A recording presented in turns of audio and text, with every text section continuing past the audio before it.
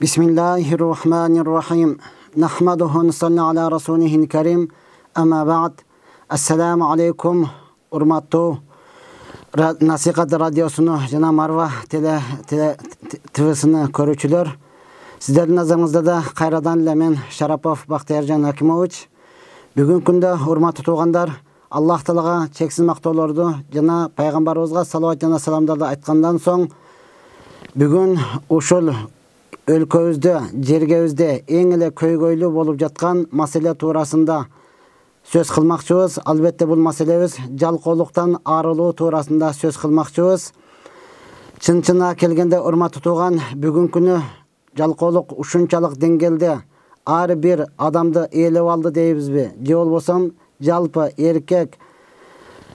эркектик атыны унутту дейбизби? Жалкоолук ушунчалык болуп калды. Эркектер өзгөчө пайгамбарыбыз саллаллаху алейхи вассаламдын үммөтү бир коомду кыйынчылыктан, бир коомду ушундай оор ачарчылыктан бир эле эркек алып чыгып кетиш керек эле. Бүгүнкү күнү андай болбой жатат. Мына ошондуктан Аллах Тааланын Курандагы аяттарына, дегеле пайгамбарыбыз саллаллаху алейхи вассаламдын сүннөт хадистерине карай турган болсок, ошондой эле ата бабабыздын айтып кеткен сөздөрүнө карай турган болсок, бүгүнкү күндө эркектери ушунчалык ар намысыбыз калбай калдыбы, дегеле ушунчалык жалкоо болуп калдыкпы, айтор ушунчалык көйгөйлүү, айтсаң тилиң күйөт, айтпасаң дилиң күйөт дегендей абалда болуп калдык. Ошонтан Аллах Таала Курани Каримде негизден сиздерге имандууларга кайрылып: "Я айюхаллазина аману иза нудия лис-салати мин яумил жум'a фас'ау ила зикриллахи ва зарул бай'." Албетте бул жерде имандууларга кайрылып, жумага качанда иман келтиргендер, жума күнү жумага азан айтылган болсо, силер намазга карап жөнөгүлө, соода сатык башка иштериңерди токтоткула. Фа иза кузиятус-салату фанташиру фил арди вабтагу мин фазлилlah. Качанда намаз окулуп бүткөн болсо, анда силер жер бетине тарап, Аллахтын айкөлдүүлүгүдөн, Аллахтын берген ырыскыларыны издеп, талап кылгыла деп Аллах Субхана Таала сиздерге жол көрсөтүп берди. Ошонтан урматтуу агалар, урматтуу инилер, өзгөчө эркектер, сиздерге айтарым, пайгамбарыбыз саллаллаху алейхи вассалам өзүнүн жашоосунда пайгамбарыбыз өзү дуа кылган экен: Аллахым, мени коркоктуктан, мени ач көздүүлүктөн, мени жалкоолуктан сактагын, куткаргын деп пайгамбарыбыз дуа кылган экен, урматтуу тууган. Алла, албетте бул бизге үлгү, бизге сабак.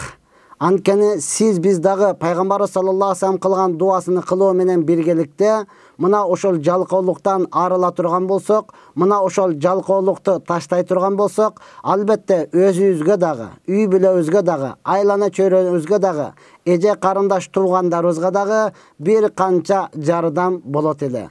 Ошонтан урматтуу менин мусулман бир туугандарым, акыйкатта бүгүн биз ушул Насихат радиосунда жана Марва ТВ'нда 1 саат, балким Аллах Таала кош бере турганса 1,5 саат мүнөт сиздер менен болмокчубуз. Андыктан бизден алыстабаңыздар. Кудай буйрса, мына ушул туурасында сурооңуздар боло турган болсо, берсеңиздер, билгенибизче ага дагы жооп беребиз. Урматтуу менин мусулман бир туугандарым, албетте ата бабабыз айтып өткөн экен: иштебесең тиштебейсиң, же болбосо эмгегиң каттуу болсо, тапканың таттуу болот деп айткан экен. Ошонтан бүгүн карасак, жалпы эле элибиз, жалпы эле эркектер оозуну толтуруп, ойлонбостон, коркпостон айтат: бизде Кыргызстанда жумуш жок, Кыргызстанда иш жок деп эле үйүндө телевизорду же болбосо телефонду чукулап жатканын көрөсүң. Ал эми Ош базарга дегеле башка базарларга барсаң, радио узилден кайра жумушчу керек, тигүүчү кыздар керек, же болбосо шлака булак куйганга, же болбосо мына ушундай усталар керек. Кайсылы карасаң, ар бир жарыя кылып аткан учурда жумушчу керек, иш бар, жумушчу керек деп айтып, бирок бир дагы жумушчу жок экен да. Бардыгы жалкоо болуп калдыкпы? Дегеле же болбосо жумушка жарай турганын бардыгы башка мамлекетке чыгып кетип, Кыргызстанда жалаң эле майыптар калдыкпы деген дагы ой келгендиги үчүн бүгүнкү күнү мына ушул теманы көтөрүп чыкканга туура келди. Андыктан урматтуу туугандар, өзгөчө эркектер, албетте я Алла, жок дегенде бир эркек бир үй бүлөсүнө эптеп бага турган болсо, үй бүлөсүнө калгандарга көз каранды кылбай турган болсо, үй бүлөсүнө чынында эле өзүнүн ак эмгеги менен, пешенеттери менен табып келе турган болсо, көчөдө жүргөн кыздарыбыз деги эле бүгүнкү күндө ошол сот тармактарда өтө ызычуу, көйгөйлүү болуп жаткан маселебиз айтпаса дагы ачык айкын болуп калды. Урматтууган, ошол жумуш кийимдерини апабызга же болсо эжебизге кийгизип жаткан ушунчалык жат көрүнүш сиз биздерде болбойт эле деген өтө чоң үмүт менен мен айтуудамын. Андыктан урматтуу туугандар, эгерде сиздерде ушуга байланыштуу сурооңуздар болсо 077 07 06 94 WhatsApp номерубузга түз эфирде сурооңуздарды берсеңиздер болот.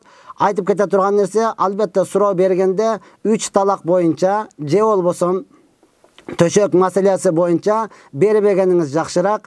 Ага жоопсуз калат. Ошондон бул 3 талак маселеси муфтияттан гана чечиле турган нерсе. Ал эми төшөк маселесини жекече олтуруп суроо ала турган нерсе. Ушул туурасынан башка суроолорду бериңиз. Кудай буйрса, биз алдыда дайым сиздер менен болуп, ага жооп берүүнүн аракетин кылабыз. Эми урматтууган, өзгөчө биздин бүгүнкү жалкоолуктан арылуу темабызга келе турган болсок, Аллах субхана таала Куранда ар бирөөбүзгө албетте ырыскыбызды жазган. Урматтуу тууган, ошону Аллах Таала Кур'ан-ы Каримде айтат, силер ырыскыңарды адалын жегиле. Биз ырыскы кылып берген нерсенин адалын жегиле. Ал адал нерселер, урматтуу тууган, албетте уурдабастан өзүңүздүн эмгегиңиз менен, пешенеттериңиз менен иштеп таба турган нерселериңиз адал болуш керек. Үй бүлөнү бакканда дагы адал нерсе менен багыш керек. Буга чейин айтып келгенбиз, дагы айтабыз. Үй бүлөнү карашлык бул эркектин милдети. Аял заты үйүндө олтуруп, ошол балдарыны дин менен тарбиялап, эркектин кийим кечегини тазалап жууп, эркектин тамак ашын даярдап, үйдө олтуруш керек болчу. Бирок аттың арман бүгүн эркектерде чынында эле ар намыс калбады. Карасаң жумуш жок дейт. Таң калам. Чынында эле ойлонуп сураштырып келсек, жумуш жок. Кимге колудан эч нерсе келбеген адамга жумуш жок. Же болбосом ушунчалык оңой тамакка, оңой акчага көнүп калган адамга жумуш жок. Кел, мына жерде мындай жумуш бар экен десең, анын оор жумуш, алын аз да ал депчи. Урматтуу тууган, Аллах субхана таала Кур'ан-ы Каримде айтат: "Вала ин шакартум ла азиданнакум". Эгер сен шүгүрчүлүк кылсаң, мен сага сөзсүз көбөйтүп берем. Азга шүгүрчүлүк кылсаңыз, анан Аллах таала көбөйтүп берет да. Аз жок, ошол аз дагы сизде жок болуп атпайбы? Анан чоң, көп нерсени каяктан эңсейсиз, каяктан табасыз? Мына бул жакта карасаңыз, бардыгы жумуш берем, керек болсо, я Алла, өзүбүз үйрөтөбүз деп дагы жара берип атат, дагы деле жумушчу жок. Колудан келгендер бир дагы бошобой жатат. Мына менин өзүмө деле чын-чыныга келгенде кичине ыстырайка иш кылыш керек, курулуш кылыш керек. Усталарды чакырсаң бошобой жатат. Бул жакка чакырдыгы да, бул жактан заказ алып алдыгы да, бул жагдан кабыл кылып алдыгы да деп бошобой жатат. Көчөнө жолдун боюнда тургандар, булар бош турат, жумуш издеп турат. Барып айтсаң, өтө оңой жумуш. Ошол жүктү эле көтөрүп алып чыгып берип коюп койсо болду. Сенин 1,5 миң сом акчаңды алып кете берсе. Андай болушу мүмкүн эмес, урматтаган. Ооба, болушу мүмкүн, анча-мынча. Кээ бир байлар гана, же болсо кээ бир өзү көтөрө албай калган грыжалары бар адамдар гана ошондой жумушка сизди алып кетпесе, андай болбосо, урматтуу тууган, жумушсуз деп туруп эле үйдө олтура бересиз. Ошондон келиңиздер, эң негизгиси, урматтууган, ушу жумушсуздукту жоюшлук үчүн ар бирөөбүз не кылайлы? Чоң кишилер балдарыбызды азыртадан бир кесипкөй, бир кесипке үйрөтөйлү. Ата бабабыз айтып кеткен, эр жигитке жетимиш өнөр аздык кылат деген. Кандай өнөр болсо дагы алга үйрөтүңүз, урматтуу тууган. Ал жок дегенде бир кесипти арнап чыксын. Эми чын-чыныга келгенде адамдарга таң каласың да. Мен базарда жүк ташып же болбосо башка иштерди кылып жүрсөм, карап туруп таң калат. Сиз дагы ушул жумушту кыласызбы? Сиз олтуруп эле окуучуларыңызды жөнөтүп койбойсузбу? Ооба, жөнөтүп койсом болот. Бирок аларды ата-энеси мага ошол ишиңди кылдырып ал деп берген эмес, балким буларды окуткун деп берген. Ошондуктан өзгөчө кээ бир иште гана аларга муктаж болуп кел кызмат кылышып койчу дебесем, анда ошол өз үй бүлөмдү мен өзүм багам. Бул адал кесиптин эч кандай уяты жок. Туалет тазалайсыңбы же бирөөдүн патинкесини тазалайсыңбы? Кансең дагы адал эмгек менен табып үй бүлөңө алып келген урматтуу туган, мына ошол өтө таттуу болот. Мына ошол өтө жугумдуу болот. Мына ошол урматтуу туган сизге жүзүңүзгө дагы нур болот. Мына ошол сизге авторитет болот. Адамдарга кел, мына мен жумуш берем, мына ишти кыл десең, авторитет өлөт дейт. Айланып кетейин, сизде авторитетиңиз бар болсо өлөбү, же жок эле авторитетиңиз өлө береби?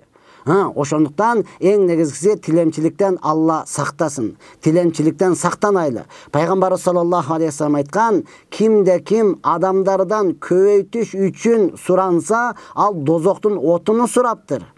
Ооба, шарият боюнча тилемчилик элден суранганга уруксат берилет, бир күндүк тамагыңызга гана. Бир күндүк тамагыңызды таап алдыңызбы, калганыңызга өзүңүз тишиңиздин кирини шоруп болсо дагы иштешиңиз керек. Үй бүлөңүзгө адал эмгек менен бир нерсени таап келишиңиз керек. Эми урматтуу туган, көп сүйлөй бербестен, албетте бизге келген суроолорго жооп беребиз. Ошонун негизинде анан жалкоолукту албетте арылуунун аракетин кылабыз. Мен кайненемдин айынан ажырашып кеттим. Күйөөм мага жөн эле 3 талак деп SMS айдап койгон. Мага талак түшөбү? Экинчи суроом, буюрса төрөйм, уулума кандай айтып койсом болот? Үчүнчү суроом, эми күйөөгө тийгем жок, тийбей койсом болобу? Жок, күйөөгө сөзсүз тийишиңиз керек. Урматтуу эжекем, карындашым, жалгыздык Аллага гана жарашат. Сиз турмушка чыгыңыз, балаңыз Кудай буйрса эсен-аман көз жарып алсаңыз, уулду боло турган болсоңуз, анда эң жакшы ат хадисте келген Абдурахман, Абдурахим деп койсоңуз болот. Же болбосо кыз боло турган болсо Фатима, Халима, Сумайя, Асия деген аттардан жакканын койсоңуз болот. Анан талагыңыз боюнча, муну азыр эле биз айттык, бул боюнча муфтиятка барыңыз, ошол жактан тактап алыңыз, эгер кайрадан жашайм десеңиз. Ассаламу алейкум таксир. Луай деген ысымдын чечмеленишин айтып бересизби? Рахмат. Бул ат боюнча мен чынын деле билбейт экенмин. Биринчи жолу өзүм угушум. Кудай буйрса кийинки эфирлерден аман болуп калсак, эсимден чыкпаса, Луай деген атыңызды көрүп айтып бергенге даярмын. Эми урматтуу туугандар, албетте биз айтып жаткан нерсе жалкоолук. Ар бир адамга Аллах Субхана таала өзүнө мүмкүнчүлүгүнө жараша, албетте кыла турган ишине жараша, кесибине жараша эмгек ырыскыны берген. Андыктан уялып олтура бербеңиз. Бирөөдүн колунда иштөө же болбосо бир жол шыпырып, жол тазалашлык, бул уяттуу, дегеле ар намыстуу, дегеле сиздин шарафатыңызды түшүрө турган эмес, балким көтөрө турган нерсе. Адал эмгекпи? Адал эмгектин уяты жок. Ким колудан эмне нерсе келет, ошону кылсын. Ассаламу алейкум. Кыздар канча жаштан турмушка чыкса болот? Азыр бизде законго кирген 18 жаштан кийин чыксаңыз боло берет. Азыр 18 жаштан жогору, ошондого чейин, эгер 18 жашка жете элек болсоңуз, азыртан даярданыңыз, тандырга нан жапканды, дегеле эркекке мамиле кылганды үйрөнүңүз. Кудай буйрса бир аз чыдасаңыз 18ге чыгасыз, андан кийин турмушка чыгып кете бересиз. Ошондуктан буга баш ийип, эгер жашыңыз жете элек болсо, кичине сабыр кылып турасыз. Ассаламу алейкум устаз, мен кош бойлуумун, чачымды кырксам болобу? Деге эле аял киши чачын кыркса болобу? Негизиден эркек сакалына, аял киши чачына тийбегени жакшы. Эми кош бойлуу болуп туруп бир аз кыйналып аткан болсоңуз, аны күйөөңүздөн сурайсыз. Чачымды кыркканга уруксат. Күйөөңүз уруксат бере турган болсо, кырксаңыз болот. Ошондо дагы мына желкеңизден ылдыйраак түшүп турсун. Эркекке окшоп калбаңыз. Бир төшөккө жатканда эки эркек жатып алыптыр дегендей болбосун, балким аял экендигиңиз билинип турсун.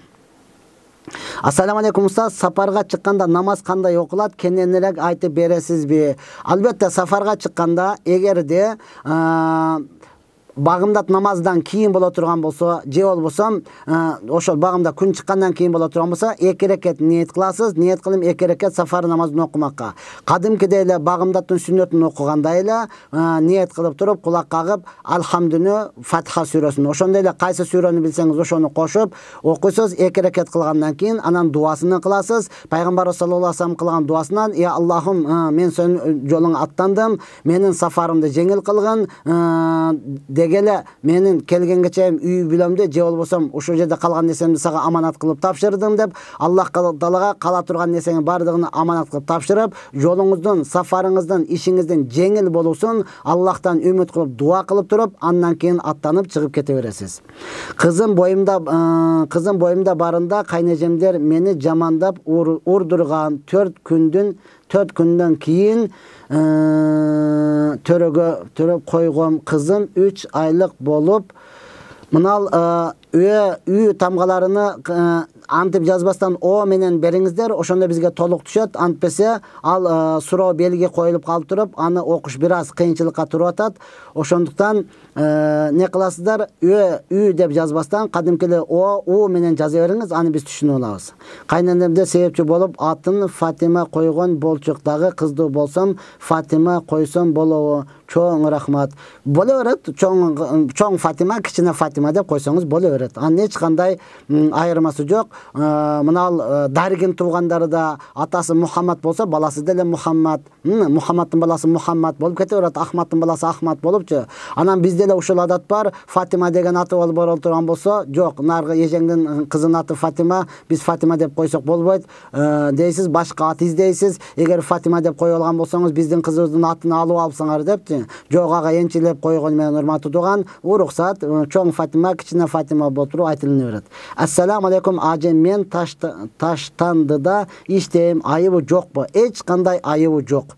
Азаматсыз, баракелде. Ошондон иштеп, бир нерседе таап, аны сатып, өткөрүп туруп, үйүңүзгө адал тамак алып келиңиз. Албетте андан келгенден кийин жалкоолук кылбастан чарчасаңыз дагы сонун бир жуунуп ала турган болсоңуз, көрбөгөндөй болуп кетесиз, урматтуу туган. Эми Таштандыда бир аз жагымсыз жыттар болушу мүмкүн, чаң болушу мүмкүн. Ошондо эле сиз иштеп таап келип, ошондо жуунуп чайканып алсаңыз, же болбосо сиз иштеп келгенде келинчеңиз жакшы жылуу сууду дайындап, жакшы шампунь менен жуунуп, атырдан себинип, үйгө кийсеңиз, машалла, кулдай иштесең байдай жейсиң дейт го. Ошондой кенен жеп, өзүңүз үй бүлөңүз менен эч кимге көз каранды болбостон отурасыз. Алла Таала ден соолук берсин, ишиңизге ийгилик берсин. Ассаламу алейкум. Күйөөсү аялынын иштешин кааласа эмне кылуу керек? Кайната кайненеңе да келин иштебейт деп жаман көрөт. Шарият кандай карайт? Шариаттын карашы боюнча аял киши үйүндө макул иштесин. Же болбосо бүгүнкү күнгө келгенде ушунчалык деңгээлге жеттик, тең укуктуулук деп калдык да. Урматтуу туган, шариатта эч качан эркек менен аял тең укуктуу болбойт. Аялдардын даражасы эркектен 3 эсе жогору турат. Дин душмандар айтат, тең укуктуу кылабыз десе, динди түшүнбөгөн аялдары дагы ооба эркектерге тең укуктуу болобуз. Эркектерге тең укуктуу болгонуң, кор болгонуң, сенин бул дүйнөдө азап тартканың, сенин бул дүйнөдөгү ушундай шорлуу экендигиңдин белгиси. Аял заты бул мен айтып келгенмин, королева, аял заты ханыша, аял заты падыша, аял заты үйдөгү хурем. Сиз үйдө отурушуңуз керек, эркек аны таап келип берсин.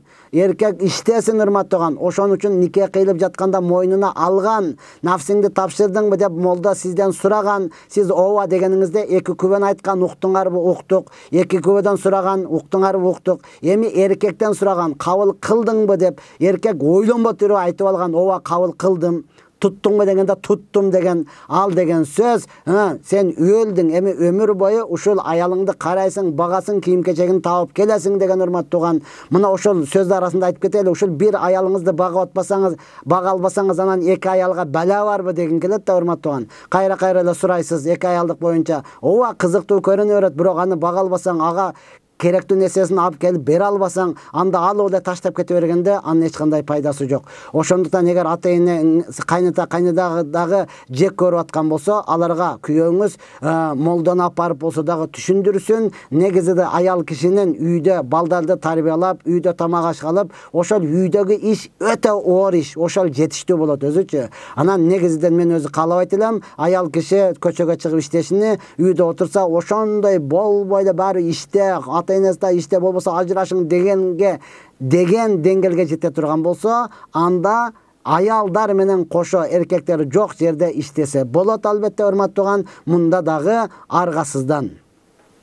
Мен экинчи аялы болуп турмушка чыктым. Ата энем бир тууганым билет, бирок биринчи аялга шарт эмес деп айткан эмес. Иштебейм деп алган, бирок мени иштетпейм деп алган, бирок мени бага албады. Иштеп жатам, бирок иштебейт, квартплат төлөбөйт, анысы аз келгенсип, жумуштагылардан кызганат. Иштебейин десем, не дейт, бакпайт дейсизби? Жашабайм десем, жообумду бербейм дейт. Эмне кылыбым керек? Ошону туугандарыңызга айтыңыз, анын туугандары дагы айтыңыз. Мени мана ушинтип алган дең, ошол жашыруун болгондугу үчүн гана сиздин укугуңузду тебелейт, сизди бакпайт, үйгө алып келейин дейт. Биринчи аялдан коркот, каяка алып жөнөдүң, ташып жөнөдүң дейт. Ага отчет берип эркек көнүп калган. Ошондуктан мен өткөндө дагы айттым, дагы айтам, эч нерсе эмес, шарият уруксат берген. Экинчи, үчүнчү деп ал номерди өзүңүздөр коесуздар.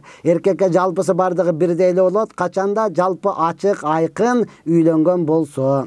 Саламатсызбы? Мен кызымдын атын Аделия деп койдук. Бул туура элеби? Кызым жума күнү төрөлгөн. Алла өмүрүнө береке берсин. Туура эле, ошентип атай бериңиз. Я Алла. Саламатсызбы? Мен балама дуа кылып коюңчу, жүрөгү порох серседет сакайып кетсин. Амин. Аллах Субхана Таала ар бир ооруп жаткан дегеле жалпы элибиздин ден соолугун таза койсун. Жаш балдарыбызды дагы аксакалдарды өзгөчө бүгүнкү дуа үмүт кылган балабыздын Аллах Субхана Таала ден соолугун таза коюп, өзүнүн өкүмүн аткара турган алим, салих инсандардан кылсын. Ассаламу алейкум устаз, сизден Алла ыраазы болсун. Мен көп уктап жашоого максатым жок болуп атат. Эмне кылсам болот?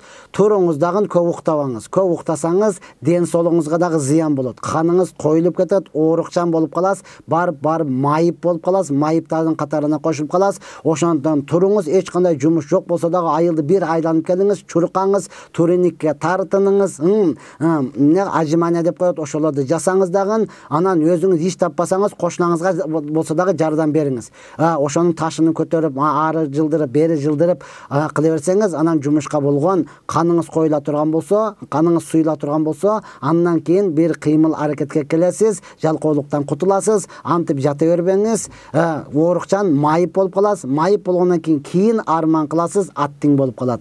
Ассаламу алейкум таксир. Менин аялым ичкиликти жакшы көрөт. Ошонун айынан дайыма уруш кантип ичкиликти токтотсо болот?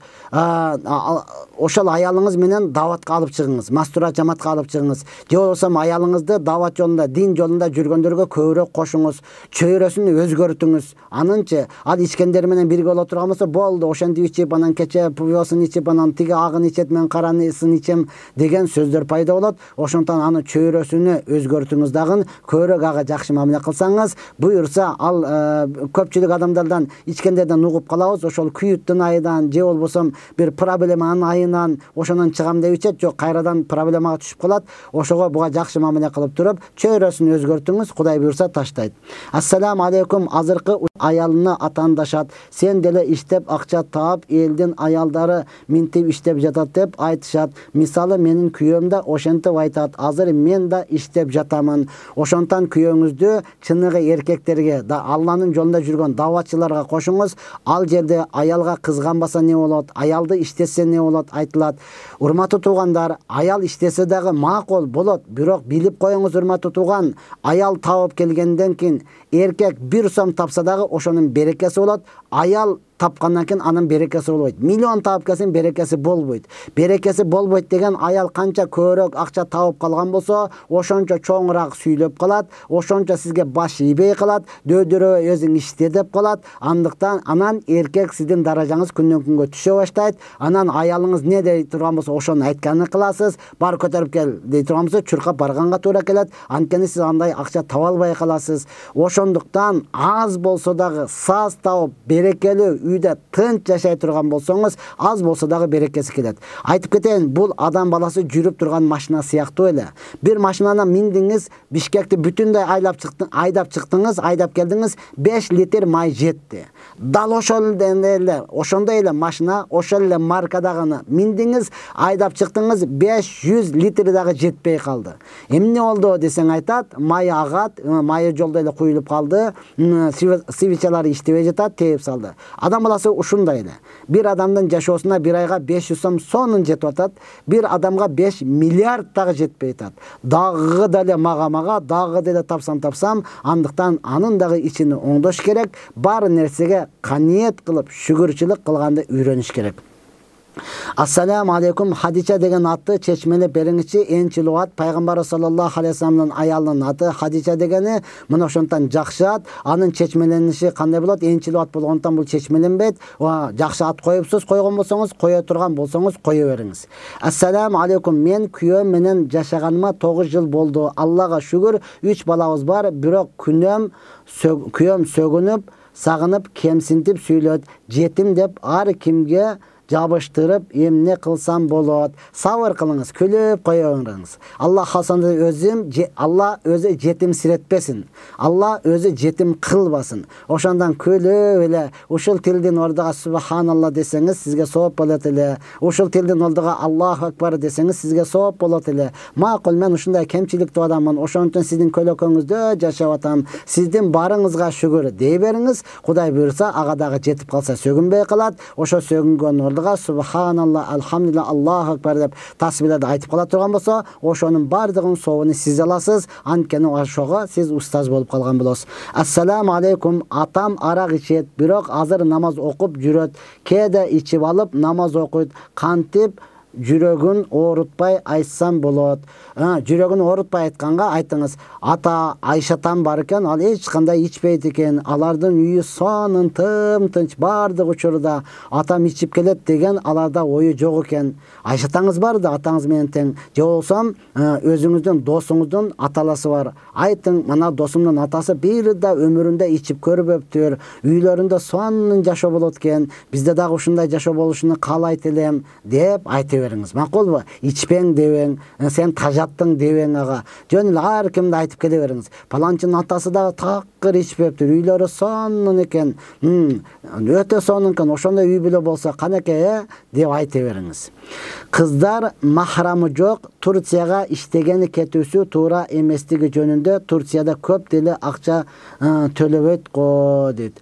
Жөнүндө ооба, махрамы жок Турция болобу, Москва болобу, каяка болсо дагы пайгамбар саллаллаху алейхи вассалам айткан, аял кишинин 3 күндүк сафарга махрамы жок чыгышлыгы адал эмес деген, жумшак айткан, адал эмес деп арам болот деген сөз, катуу сөз менен айтканда. Ошондуктан буга дагы мен эркектерди күнөөлөймүн. Ошол эркектин карындашы, бир эркектин карындашы, бир эркектин эжеси ошого бекем болуп туруп, олтур, эмне керек болсо менен сура, мен берем десеңиз, урматтуу тууган, ал жакка кетпейт эле. Биз балдарды тарбиялаганда айтканбыз, уул балаңызга азыраак акча бериңиз, кыз балаңыз мектепте окутканда ага көбүрөөк акча бериңиз. Ал башка кызыңыз башка бирөөнүн мороженосуна муктаж болуп калбасын, башка бирөөнүн шоколадына муктаж болуп калбасын.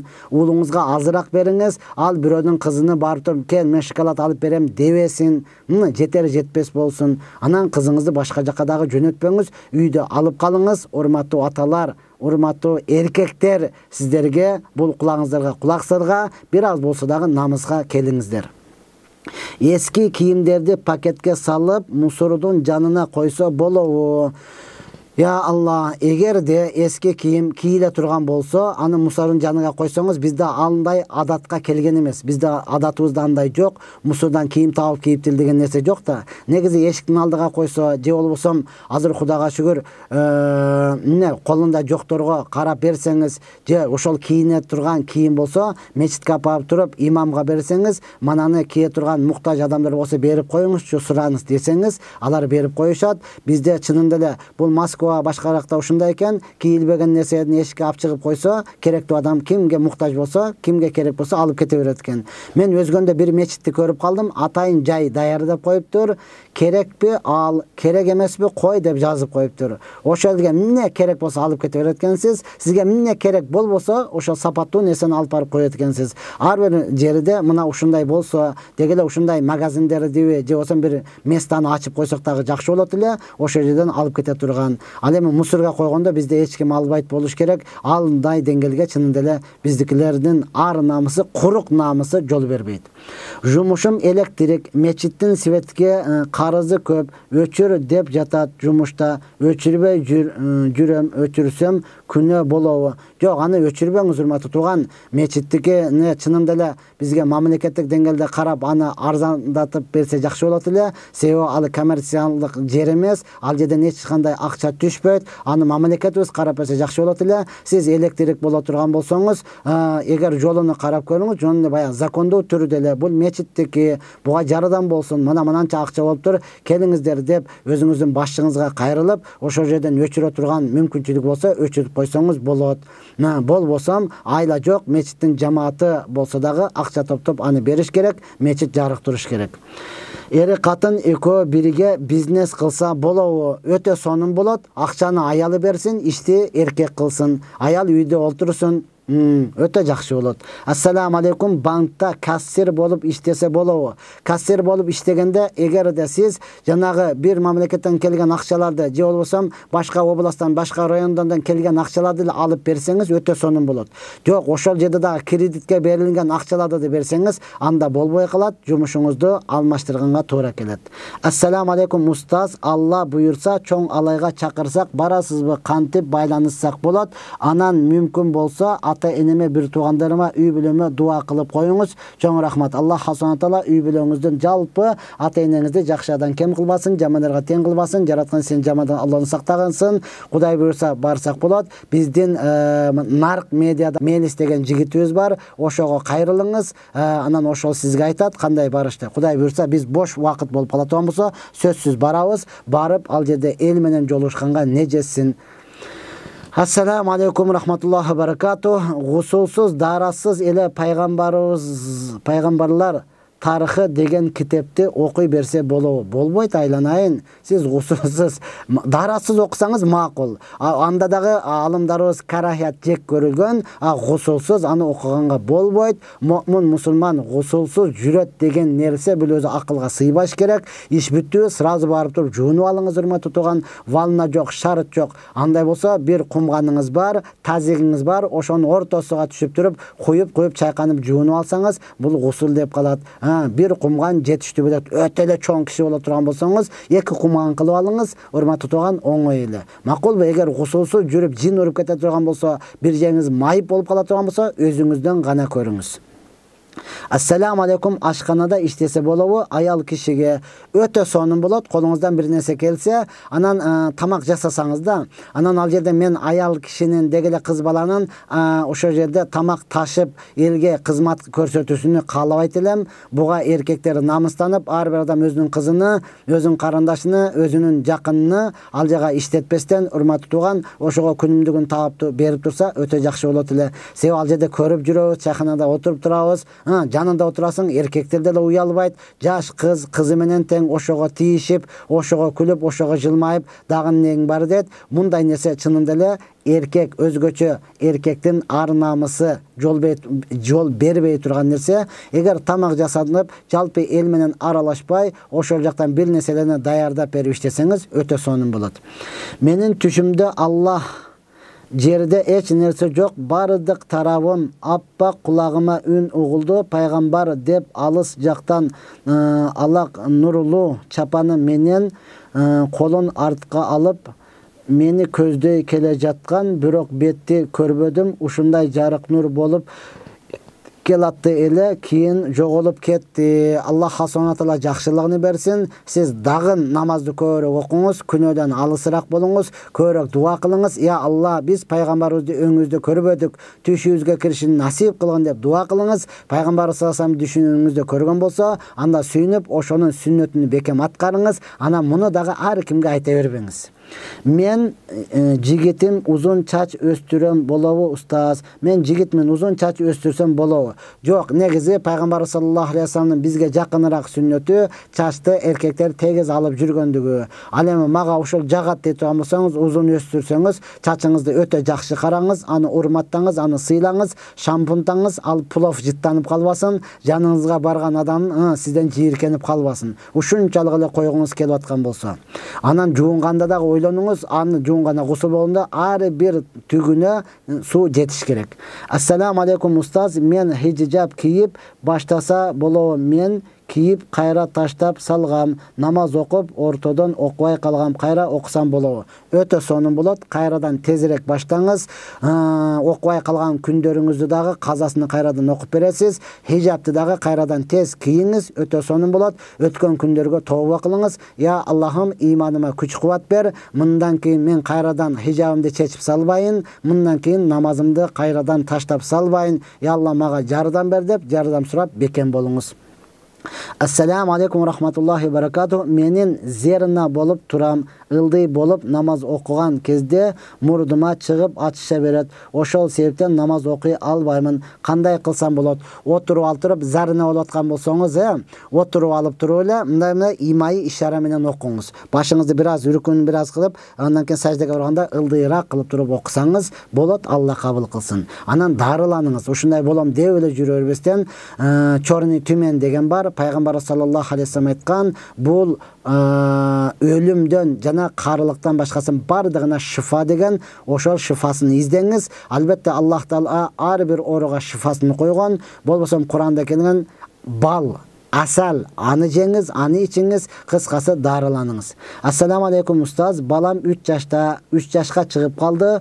Төрөлгөндөн бери переливка алган эмеспиз. Азыр садикке берейин десем, переливка жок, албайбыз дейт. Эмне кылсак болот? Өзүңүздүн укугуңузду билсеңиз, алар ала турмат турган, билбесеңиз, анан ошентип албайбыз дей берет. Албетте бизде Кудайга шүгүр эркиндик, ар бир адам өзүнүн укугу, алсаңыз дагы өзүңүздүн укугуңуз, албасаңыз дагы өзүңүздүн укугуңуз. Ошондуктан укук коргоочуларга кайрылсаңыз, мына ошолор жол жобосун сизге айтып түшүндүрүп беришет.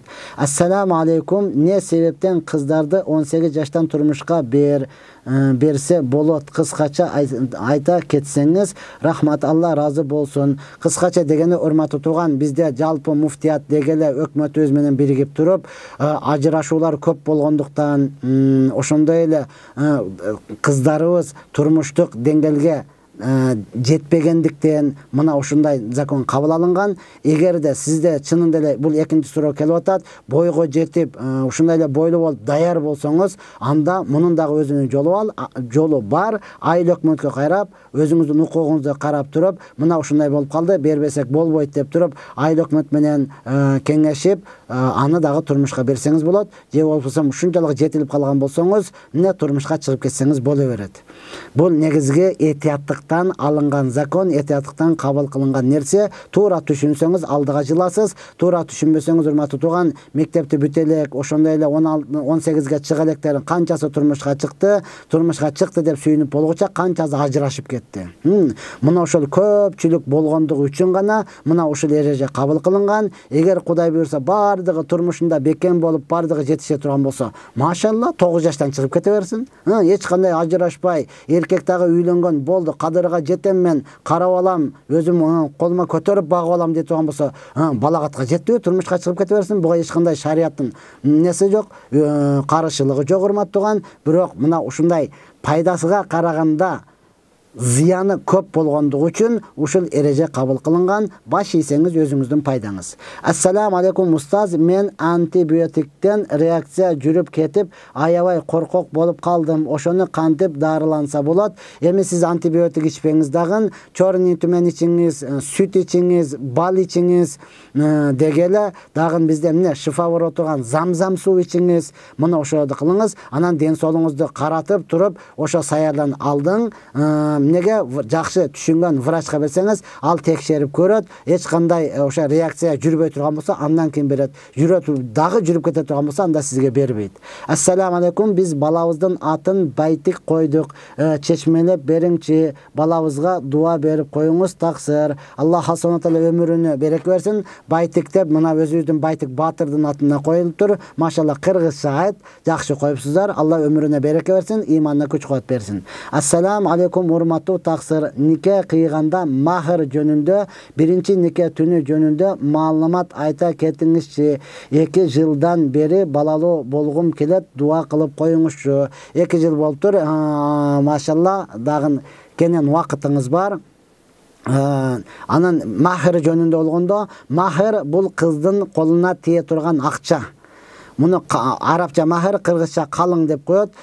Бул негизи шарият боюнча кыздын колуга тийиш керек. Кыз аны өзү каалаганда иштетиш керек. Бизде ушул нерсе жок болгондуктан кыздын махыры деп 100, макул 70 миң берет, 100 миң бере бер, кайрадан өзүгө жүгү менен, себи менен барат деп кое турмат турган. Ал септи бериштик зарыл эмес. Ал не болуш керек? Кыздын колуга тийиш керек. Мен тамашалап айттым эле, бул торпак эмес да. Кызыңызды сатып туруп анан ордуга 1-2 коз алып кое турганчы. Бул чынында эле бул кыздын өзүнүн акысы. Кыздын колуга бериш керек. Анан Чубагажы устазыбыздын үй бүлө жана нике төшөк маселеси туурасында китеби бар. Ошону окусаңыз, биринчи никеде, биринчи көчөгө дейсизби, калган баардык нерсени ошондон көрүп, үйрөнүп аласыз.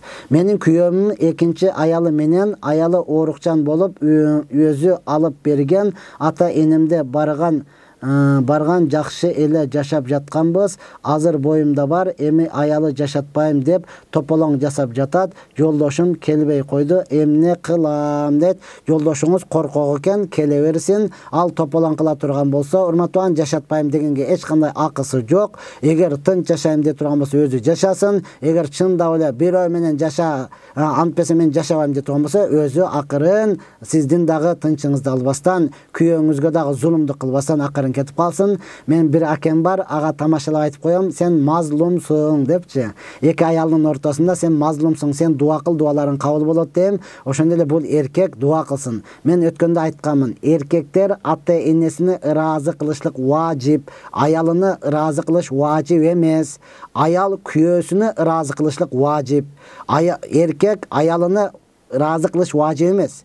Эркек аялы ыраазымын десе бейишке кирбейт. Балким аялга күйөөсү мен сенден ыраазымын десе, анан бейишке кирет. Ошондон эркек эркектей болсун. Ассаламу алейкум ажы, менин кайнатам инсульт алган, 15 жыл болду, 5 баласы бар, кайненем дагы нервтен ооруп калды. Кайнатам ичип мас болбосо дагы үйгө ызы чуу кылат, күндө балдарынын баарын каргап отурат. Каргыш тиеби тийбейби? Каргышы тийбей турмат туган. Ал оорукчан адам. Ал ай жеймин деп дагы тополоң кылат. Ал неге кеч кирди деп деле тополоң кылат. Ага түшүнөсүз, кеч кире турган болсо сага каргыш болсун, сен антип кет, мүнтүп кет дейт. Ал кааласа кеч кире турган нерсе, күн бата турган нерсе. Ошондон анын эч кандай каргышыны, дегеле сүйлөгөн сөзүнө көңүл бурбастан, жакшы кызматыны кылып туруп, өзүнө келип кала турган болсо, батасыны, дуасыны алып калуунун аракетини кылыңыздар. Аллах Таала ушундай оорулардан бардыгыбызды сактаган болсун. Ассаламу алейкум, мен ооруймун, оор иш кыла албайм, айла жок, иштейт да, дуа кылып коюңчу таксыр дейт. Айла жок, иштейм да, иштеңиз урматтуу, жеңил жумуштар бар. Ооба, жеңил жумуштар бар, дуа да кылабыз, Аллах Таала сизге шифа берсин. Салам алейкум устаз, мен түш көрдүм, 3 киши катар отурабыз, үңкүргө оң буттап киребиз деп түшүндүрүп жатат пайгамбарыбыз, түшүндүрүп бериңизчи. Мен чын-чынга келгенде түш жорой албаймын урматтуу тууган. Albatta bul түшүңүздү жакшылыкка жоруңуз өзүңүз. Аллах Subhanahu Taala жакшылыкты бериптир деңиз, урматтуу туган. Анан негизиден эле көргөн түштөрдү өзү адамдарга айтышлап бул жакшы нерсе эмес. Атабыз айтып коет эле, бар сууга айт депчи. Көргөн түшүңүздү сууга барып айтып койсоңуз ошол жакшы болот. Анан түш көрө турганчалык ушунчалык бекерчисиздерби? Мен ушуга таң кала берем да. Адамдар менен сурап, түш көрбөйсүңбү дейт. Түш көргөнгө менде убакытым жок. Саламатсызбы? Кызымдын атын Амина, баламдын атын Абдурахим чечмелеп бериңизчи. Чоң рахмат. Амина дегени өтө ишеничтүү. Пайгамбар саллаллаху алейхи ва саллям энесинин аты, жакшы коюпсуз. Абдурахим дегени мээримдүү, өтө ырайымдуу Аллахтын пендеси деген сөз. Жакшы ат коюпсуз. Саламатсызбы? Экинчи уулумдун аты Нурали, бирок биз Али деп айтабыз. Үчүнчү балабыздын аты Азат деп койгонбуз. Бирок тайыны чоң апалары жактырбай жатышат. Мааниси Азат деген аттын мааниси кандай? Азат деген сөз эркин деген сөз. Эркин, эч кимге көз каранды эмес. Азат, эгемендүү, Кыргызстан дегенде эле эгемендүү бала деген сөз. Ассаламу алейкум. Кет жогол десе кайра жашай берсе болобу? Бул боюнча эмне себептен айтты дегенди билиш үчүн муфтиятка барыңыздар. Бул маселе өтө татаал болгондуктан муну муфтият чечет. Ол тургузуп алып ар бириңизден сурайт. Бул телефондан же болбосо телевизиондан эле болот болбойт деп айтканга туура келбейт. Ассаламу алейкум. Эрте менен саат 10:00-де 11:00-де бешимди окуса болобу? 12:00-де сабакка барам. Жок бир тууганым. Намаздар машалла сабакка барасыз, мектепте окуйт экенсиз, Алла ыраазы болсун. Жаштар машалла. Сиздер ушинтип атсаңыздар аябай кубанабыз. Бул намаз бизге убактысы менен фарыз болот. Макулбу? 12:де сабакка бара бериңиз. Бизден азыр менин билишим боюнча убакыттар жылып турат да, каяктан жаздыңыз, бирок пешиндин убакытысы ошол 1:де кирет. Сиз сабакка кирген учурда чоң перемен болот го, 3-чү сабактан кийин. Ошондо жай намазыңызды сумкаңызга салып алсаңыз, чөнтөк жай намаздар бар го, бир бурчка туруп жок дегенде фарызын окуп ала аласыз. 10 мүнөттүн ичинде пешинде ойлонбой окуп алсаңыз болот. Албетте мен мектепте жүргөн учурумда ушундай болуп калса, мен мына ушундай кылып окуйт элем. Андыктан сиз деле мына ошентип окусаңыз болот, чоң переменде. Сүйлөшүп олтурбастан барып окуп алыңыз. Ассаламу алейкум устаз, мен кош бойлуумун, кандай дуа кылып коесузбу? Анан ислам дининде кандай аттар койсо болот? Албетте Аллах Subhanahu Taala жеңилдик берсин, Аллах Subhanahu Taala 8-ден 8 берсин деп дуа кылабыз. Машалла, көбөйүңүздөр. Пайгамбар салам айткан, көбөйгүлө мен эмне үммөтүмдүн көптүгү менен сыймыктанам деген. Анан дуа эмнеден, кандай аттардан? Эгер жана айттык го, эркек боло турган болсо Абдурахман, Абдурахим, же болбосо Умар, Усман, Али деп койсоңуз болот. Кыз боло турган болсо Амина, София, Халима, Хадижа деп койсоңуз болот. Ассаламу алейкум устаз, 3 күндүк сапарга махрамы жок чыгуу арам. Эгер Бишкектен күйөөм коштоп барып, самолетко түшүп, Баткенге 1 саатта жетебиз. Ал жактан атам тосуп алса туура болобу? Жеткенден кийин атам махрам катары жооптуу болот го. Ооба, жооптуу болот. Ооба, неме зарылчылык ошентсеңиз боло берет. Ассаламу алейкум, жолдошум ичет, таң атканча уктатпай уруш чыгарат. 3 балам бар, аябай корком, кетип калсам болобу? Эгер эмне кылганда, тополоң кылганда сизди урбаса, сизге тибей жөн эле бакырып чакырып бир нерседе сындырып турган болсо, сабыр кылганыңыз жакшыраак болот. Анан уруп, сизди майып кылып, же болбосо өлтүрүп кое турган коркунуч боло турган болсо, албетте кетип калыңыз. Эртең өлгөндөн кийин аны ыйлап олтурбасын туугандарыңыз.